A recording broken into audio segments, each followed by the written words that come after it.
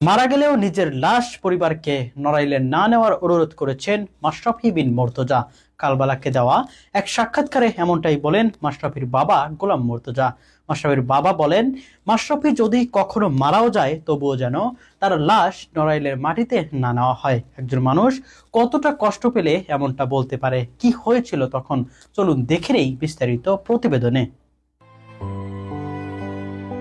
বাংলাদেশ ক্রিকেটের ইতিহাসে এক অনন্য নাম মাশরাফি বিন মুর্তজা, যে মানুষটা শুধু বল হাতে ম্যাচ জেতাননি, জিতেছেন কোটি মানুষের হৃদয়। আজ সেই মানুষটাই ঘিরে এক বেদনাদায়ক অধ্যায়। নড়াইলে মাশরাফির বাড়িতে আগুন দেওয়ার ঘটনাটি শুধু একটি ভাঙচুর নয়, এটি যেন তার জীবনের অসংখ্য অর্জন, স্মৃতি আর ত্যাগের উপর আঘাত। এই বাড়িটি ছিল তার সংগ্রামের সাক্ষী, যেখানে সাজানো ছিল তার ক্রিকেট ক্যারিয়ারের স্মৃতি, দেশের জন্য লড়া অসংখ্য মুহূর্তের নিদর্শন। এছাড়াও মাশরাফি মানেই লড়াই, 7বার বড় বড় ইনজুরি, হাঁটুতে একাধিক অস্ত্রোপচার, তবুও দেশের জন্য বল হাতে দৌড়েছেন।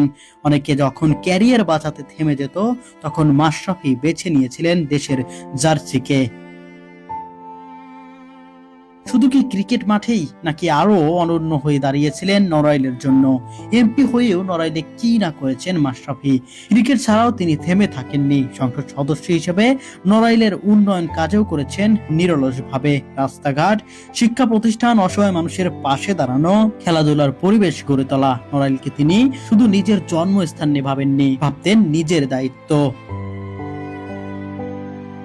আর সেই মাশরাফির মুখেই এত বড় কথা, অভিমান, কষ্ট আর এক মানুষের নীরব ভেঙে পড়া। যে মানুষটা নড়াইলকে নিজের সবকিছুই দিয়েছেন, সেই নড়াইলেই যখন তার ঘর পুড়ে ছাই হয়ে যায়, তখন সেটা শুধু ক্ষতি নয়, গভীর এক আঘাত। কালবেলার এক সংবাদ মাধ্যমে তার বাবা স্বীকার করেছেন, মাশরাফি বলেন, মারা গেলেও আমার লাশ যেন নড়াইলে না নেওয়া হয়। এই একটি বাক্যই বোঝায় কতটা ভেঙে গেলে একজন মানুষ নিজের জন্মভূমির ওপর এমন অভিমান করতে পারে। শেষ কথা, মাশরাফি শুধু একজন ক্রিকেটারই নন, তিনি এক অনুভূতির নাম ছিলেন। আর তার সাথে যে অন্যায়টা করেছে নড়াইলবাসী, তা মাশরাফি বিন মুর্তজা আদেও কি কখনো ভুলে যাবেন? ভুলে যাবারই কথা নয়। যে মানুষটা মারা গেলে নিজের লাশ নড়াইলে নিতে নিষেধ করেন, তার মধ্যে কত ক্ষোভ, কত অভিমান যে জমে আছেন, সেটা শুধু মাশরাফি নিজেই জানেন।